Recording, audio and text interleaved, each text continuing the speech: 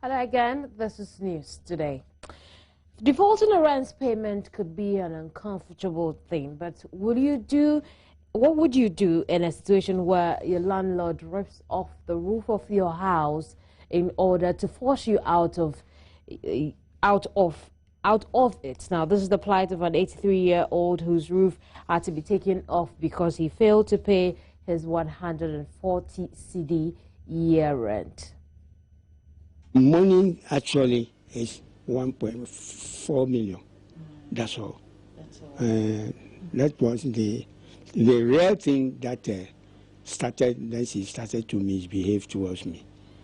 Okay. So did you argue with her before? Did you have to come and take your roof off? What happened? Oh, she has never come here. She didn't turn up here. She only sent somebody. She sent a fellow, and I said, oh, you should wait. My son is coming. My son is coming before I realized. Then she herself came in with a carpenter, with a ladder. Then the carpenter climbed up to remove his. And I said, hey, madam, what is happening? Why are you that you are removing the slate on? And he said, no, you are owing me. I said, you are owing, you have to pay. And I said, that is not the way. Madam, what you are doing is not good. Then, then I just kept quiet. And then she did what she can do. Then I just look at her. When exactly did she do this? When? You know, this is about, I think, is it 1 week or 2 weeks ago? I think so. 1 week. 1 week or 2 weeks ago. But do you hope to press any charges against your landlady? We went to the police station the other day. My son never liked it. We actually, I told my son, we shouldn't worry for those things. Forget the money that we are going to throw there about policeman take 10 or something. It's useless. You can use it on me. You know. So you don't want to press it? Oh, no, I'm no more going to press. I just phoned him yesterday. Say we should forget. He's coming Friday. We should forget. The only thing is this: a cow farm should be finished. This is her target. Hello, Mabwa. And yet, leave her room for her. If you want to continue a case with her, okay, you continue. But so far as you are under her umbrella in her room, you know, she will misbehave towards you. That is my last thing. So I decided, forget her. Not to do anything. Me sani why? See wa. Sani forget the cry. Allo mbije na gai. Forget mole. Yeji enna efo mo. Ni ne ba fi efo mo. Ni ne ko.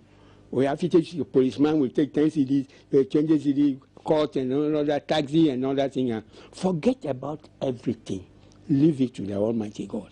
Leave her faith for her, and she's going to have it. We'll stay on this subject a while longer. Lawyer Maurice Ampao says the landlady has committed a criminal offense for inducing the man to quit. He is therefore called on the police and the ministry in charge of social protection to take up the matter. When you become a tenant and your tenancy agreement expires, the law says that you become a statutory tenant, now protected by law, not the tenant. So you are supposed to only pay 6 months. This is the law. Now, but before you become a tenant, then there's no limit to how much rent you can pay. Okay. Before you became a tenant, if you decide to become a tenant, the landlord can go for 2-3 years. But after you have become a tenant, and now your tenancy agreement expires, now you become a statutory tenant. Then you are supposed to go by 6 months. But the reality of the matter is that the whole Rent Act was made in 1963, Act 220. It is long overdue. We need to revamp it. We need to review it. We need to look at it for the second time. I think that the Minister of Works and Housing, they are working on it for the review of the Rent Act, because currently we have accommodation crisis.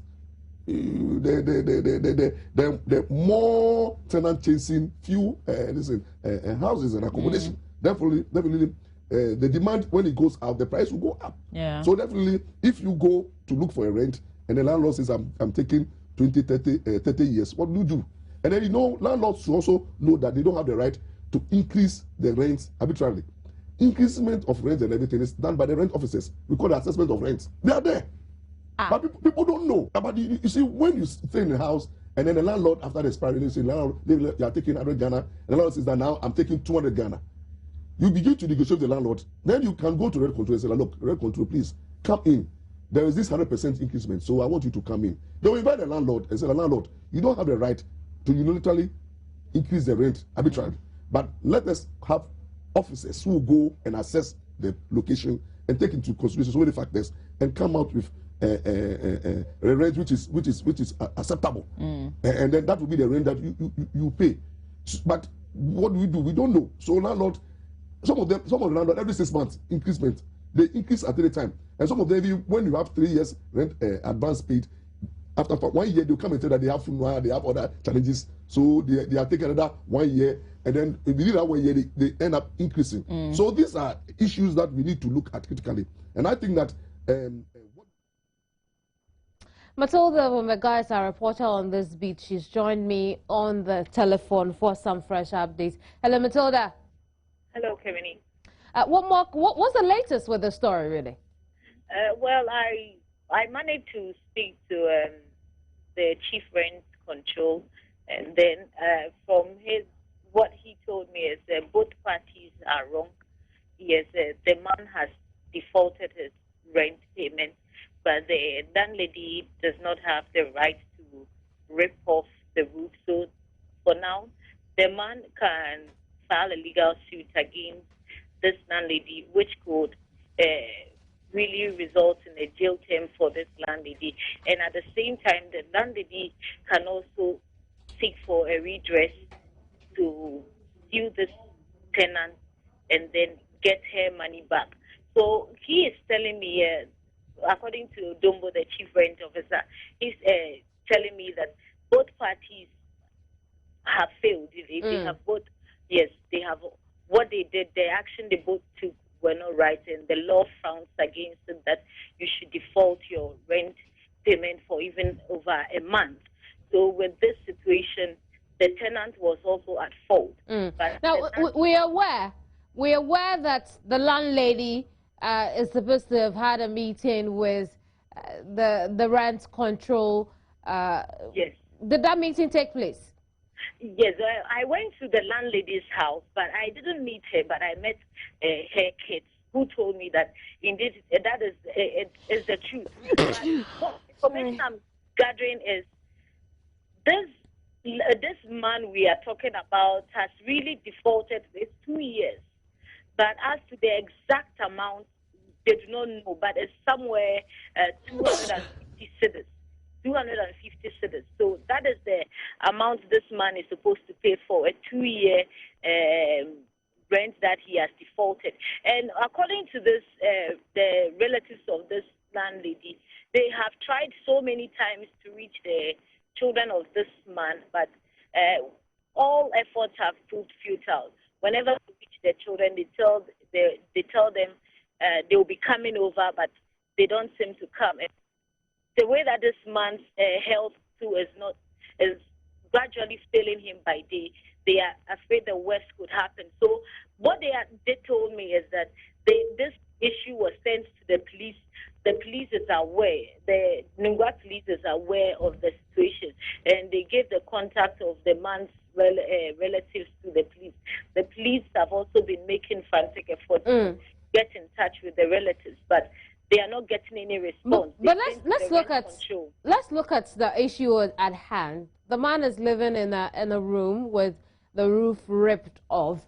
Yes. What does the rent control board, admitting that it is wrong what does it intend to do? So the rent control, they are saying it's the man's prerogative to move to them to make a case. They cannot step in now. So it's just like you having a case, report to us and let us take the step. So they are waiting on the relatives or the man himself, the victim, to make the first move and come to rent control and tell them this is the situation I find myself. Until that is done, the rent control are saying that they cannot take any initiative now. Yes, this is the situation we are telling them that this is the situation this man is in. But it also boils down on the individual to make the efforts to come to them, and then they can look at the legal aspect of it and support this person to seek legal action against the landlady. You're also following this up with the Social Protection Ministry. Have you managed to do that yet? I haven't been able to get in touch with them. We are really trying to make sure to get in touch with the ministry to find out what specific plan does the country have for the aged when it comes to situation of this sort, social protection. What exactly is the plan? So we'll also be trying to speak to them as well. Very well. We'll leave it here. Thank you very much, Matilda, for that update. Now, we can take a look at issues coming from the Upper West region having to do with the National Health Insurance Scheme biometric cards in that region. What we gather is the fact that there's a mad rush for the biometric cards. Let's speak with the Upper West NHIS Director, Titus Sorry. Titus. Hello. Thanks for joining us here on the program. You're welcome. Titus, why the mad rush for these cards? I will say it is mainly because there is a very high interest in health insurance in the Upper West region. It was the case even before the coming of the biometric card that active membership in the Upper West region has always been very high. And so with the onset of VMS, I think we are just retaining the same level of interest in the Upper West region, which has always been high. How bad is this rush? How bad is it? I won't say bad at all. It is a situation that staff already have been trained to manage. But in actual fact, the numbers are really high that keep us working beyond the normal working hours, or that have clients or subscribers staying longer than they expect or they would have stayed to acquire an old card. So work rate is considerably very, very high, very demanding to the staff and, of course, to the subscriber as well. But at the end of the day, we try to let them go back home satisfied with the card to access healthcare. So it's not very bad, just that workload is very high. The process. In terms of how long will the registration take place? The registration for BMS is in forever. It was, of course, it's a system to replace the old card. But if it's about how long it takes to get a card, not how long it takes to get the card. For how long will the registration go on? I think biometric registration is in to stay with us as the system that has come to replace the former. Is that information you have tried to pass on to the people of the Upper West so that we can reduce the burden on the workers of the NHIS?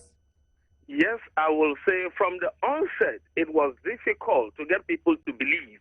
Not that the message didn't get across. We did a lot of sensitization in the media and even community debates to get them to understand it. But it's just that, of course, we have some opinion leaders that in one way or the other send some other wrong information. Because initially we had something like this biometric registration rolled out by a National Identification Authority. People came, it was just a one-off exercise. After some time, they went away. So people thought that biometric registration was also in, and if you don't acquire your card in 10 days, then you have to follow up to Accra to be registered.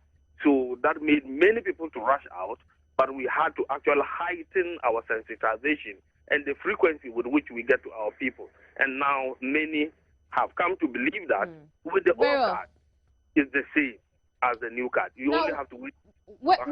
With these mad rashes, there's always some pocket of violence or some form of violence that is recorded. How is the NHIS ensuring that in the Upper West region it won't record any? I just think that at the registration point, for now, we have officers that observe client reactions or subscribers' reactions. Where it is becoming, it has a tendency to be volatile, we approach them and inquire from them what the issue is and try to explain to them, get them satisfied, and remain seated. We also do not allow anything considered as protocol, because with health, you cannot joke with it. You can't tell who is the next person to fall ill. So to prioritize one over the other is not allowed. They are queues. You just come and you follow the process, and you will have your card. It is when people try to skip or try to go around that or has the tendency to get people frustrated or angry, and they react in such a manner. But we don't allow that to go on.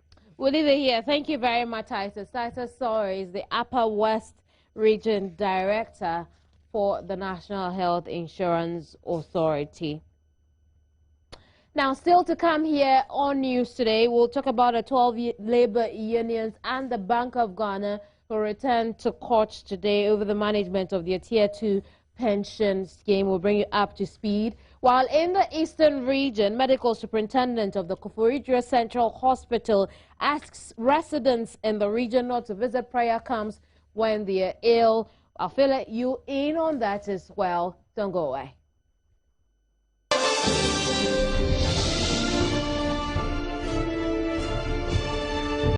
Thanks for your company here on News Today. Now, over 1,000 houses and shops have been torn down at Teshi, a suburb of Accra, to allow for road expansion works. The exercise began from the stretch behind the Teshi police station and is set to continue through the Lekma Hospital to the road that joins the Manette Spintex Road. Joy News' Gilbert Azuha Small.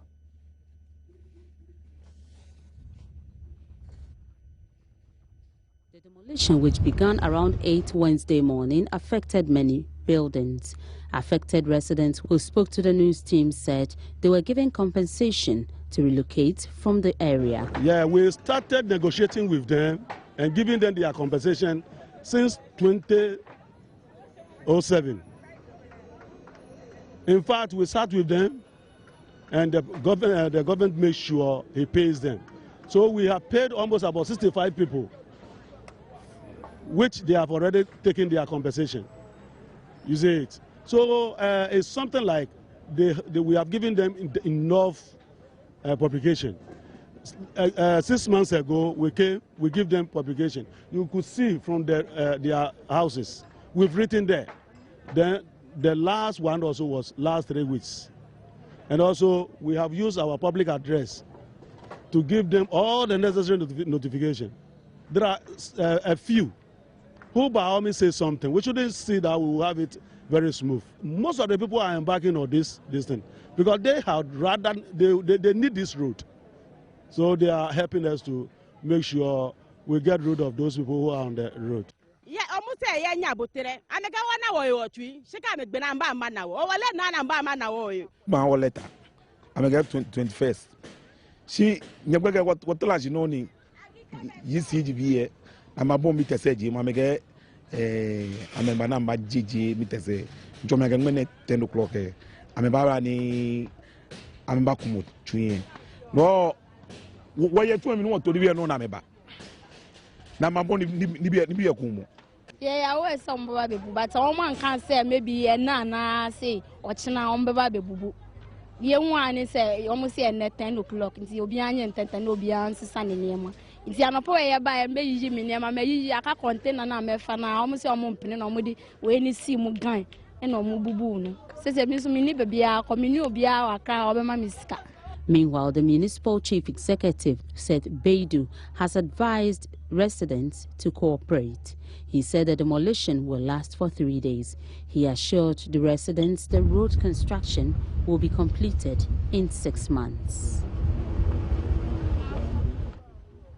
Well, Medical Superintendent of the Koforidua Central Hospital, Dr. Kwame Nimbuama, has urged residents in the region not to visit prayer camps and herbal centers when they fall ill to seek health care.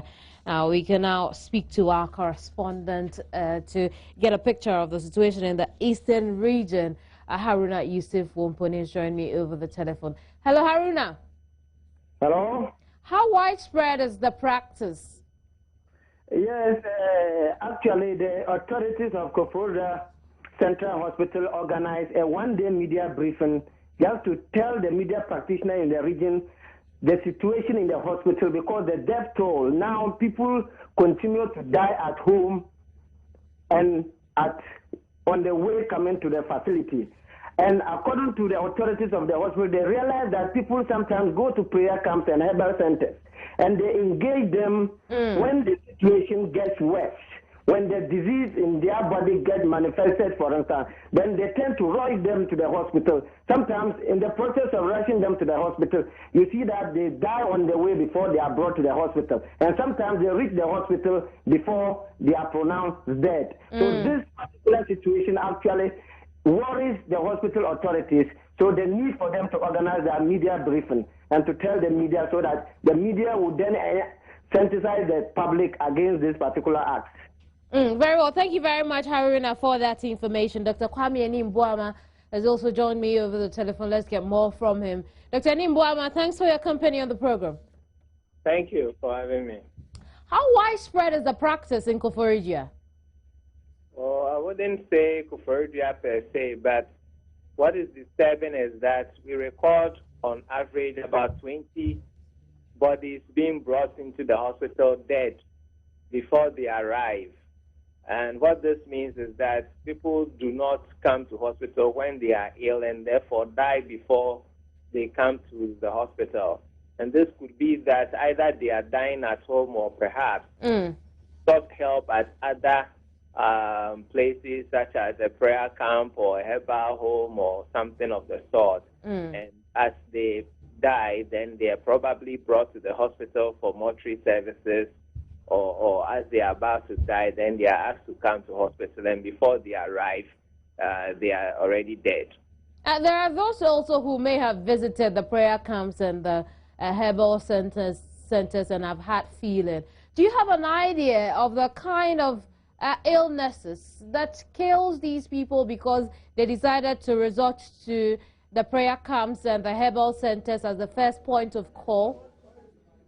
Yeah, there are varying types of illnesses. Some could be from a stroke, from diabetes, from hypertension, liver problems. So it's a mixture of conditions. Now, beyond this media briefing, how are you making sure that your message gets down to the people themselves?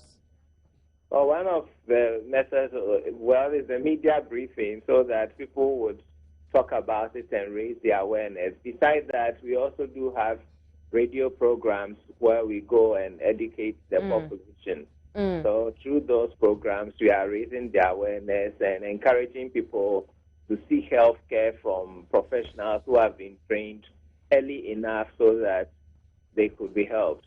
So let's do some education now. So with all of the illnesses you lined up as being the major cause of death of those who reported late to the hospital, why is it important that they not resort to the prayer camps and herbal centers as the first point of call? Rather, they should come to the hospital first and foremost.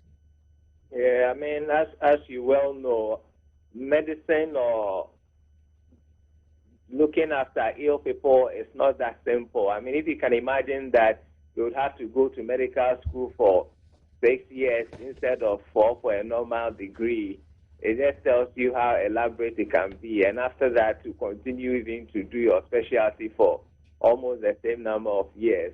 So this tells that the human body is not that simple, and therefore it's important that when people are ill, they go to the right professionals who have been trained to be able to offer the right diagnosis and to offer the best cure.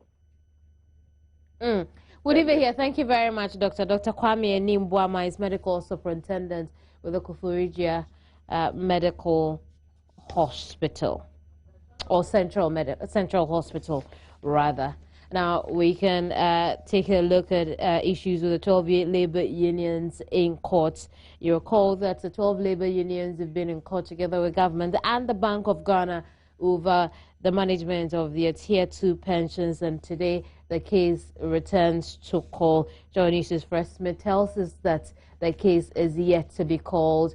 Let's get some detail from him if we have him over the telephone. Hello, Fred.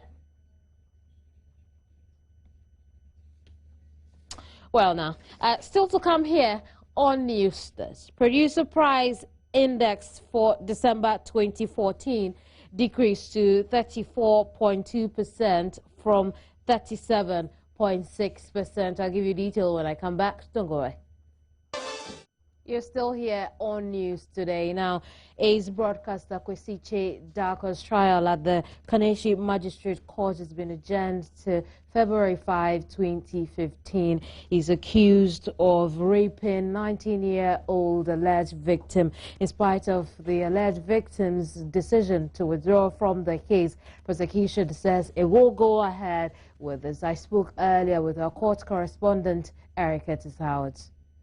Indicate that the prosecution has officially served KKD the summary of evidence and the bill of indictment, so which means that it is confirmed that they are going ahead with the case. Now, the second thing that they have done today is that they have also filed, they are committing the process, they're starting the process to move the case from the Kaneshi Magistrate Court to a higher court. Okay. According to them, they said that for a case of this particular magnitude, it's a higher court and not the Kaneshi District Court that can handle such a case. So they started that particular process to move the case there. So they said they filed a motion at a higher court, and so next week the case has been adjourned to Fifth. So when they come on the Fifth, they will start the committal hearing.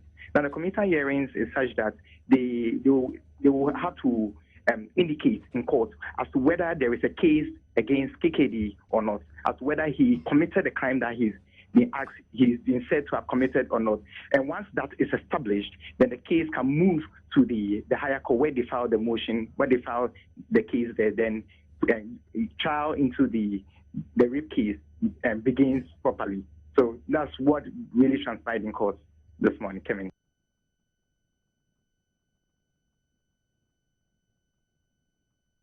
Will stay in the course, and over 700 students. A human rights court in Accra has ruled that the dismissal of over 700 students by the Methodist University is unconstitutional. You recall that there were accreditation issues with the minimum entry requirement of these two students, and the court has ruled that these students be reinstated unconstitutionally. I spoke earlier with our court correspondent, Fresh Smith. With regard to this case. Well, you recall sometime in 2012, the National Accreditation Board ordered all universities whose students did not satisfy the minimum admission requirements to withdraw those students. And at Methodist University, they had more than 1,400 students, some of them HND certificates, that's what they brought. Some of them SC certificates, others mature students. What happened was that there was a pruning, and after the pruning, they had 651 students who were withdrawn, but the students did not agree. They went to court and had an injunction on that withdrawal. So the students.